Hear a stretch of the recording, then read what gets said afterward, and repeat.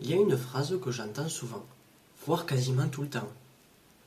Je comprends quand on m'explique, mais je ne saurais l'expliquer moi-même. Et cette phrase-là, malheureusement, on la banalise beaucoup trop. Parce qu'en réalité, ce qu'elle dit, ce n'est pas j'ai besoin de temps ou je manque de vocabulaire. Elle dit quelque chose de beaucoup plus précis, de beaucoup plus subtil. Le raisonnement n'a jamais été réellement construit. Pourquoi? Parce que tout simplement, si tu ne peux pas expliquer avec tes propres mots, sans support, sans modèle, sans aide extérieure, alors c'est que tu n'as pas encore compris. Et tant que ce point-là n'est pas regardé, on confond alors progrès et illusion de progrès. Prenons ensemble une situation très courante. Quelqu'un suit un raisonnement, une méthode, étape par étape. Alors tout est clair. Il comprend chaque transition, chaque point, chaque phrase fait sens sur le moment. Il arrive donc, sans grande difficulté apparente, au bon résultat. Donc logiquement, on se dit, et lui notamment, il se dit que tout va bien. Puis, on vient lui poser une question très simple. Pourquoi fais-tu cela? Et là, il ne se passe rien. Dans sa tête, tout est flou.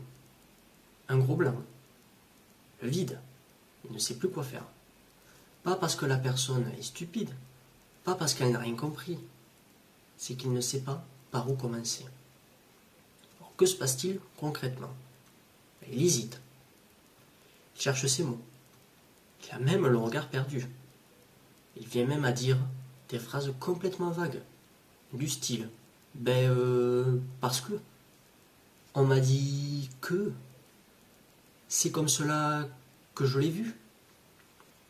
Mais pourtant, quelques minutes avant, tout fonctionnait parfaitement. Et c'est là, c'est à ce point précis, qu'il y a un énorme malentendu. Pourquoi? Beaucoup de personnes pensent que si elles peuvent suivre un raisonnement, alors elles ont compris. Problème, c'est qu'elles confondent alors deux choses primordiales. D'un côté, reconnaître un raisonnement, d'un autre, comprendre un raisonnement. Alors tant que quelque chose ressemble à ce qu'elles ont déjà vu, alors elles avancent sans réelle difficulté. Mais expliquer demande autre chose. Qu'est-ce que ça demande concrètement? Ça demande de pouvoir reconstruire sans modèle, sans consigne, sans béquille. Et cette vérification-là, elle n'est presque jamais faite. Du coup, que se passe-t-il? Et petit à petit, quelque chose vient à s'installer. La personne avance. Elle réussit, parfois, de temps en temps, voire même des fois régulièrement. Et à chaque réussite, elle croit que le problème est passé, qu'il est réglé, jusqu'au jour où l'énoncé change. La question est formulée autrement. Les données ne sont plus tout à fait les mêmes. La tournure de l'exercice change subtilement. Alors le contexte bouge aussi légèrement. Et là, tout devient flou. Elle ne sait plus quoi faire. Pas parce que la personne pense qu'elle a régressé, pas parce qu'elle pense qu'elle est nulle, mais parce que le raisonnement n'a jamais été testé hors cadre. Et ce flou-là alors, il est extrêmement violent mentalement. Pourquoi? Et parce qu'il arrive tout le temps, mais tout le temps, après des réussites. Alors, comprendre, qu'est-ce que c'est? Ce n'est pas reconnaître ce qu'on a déjà vu.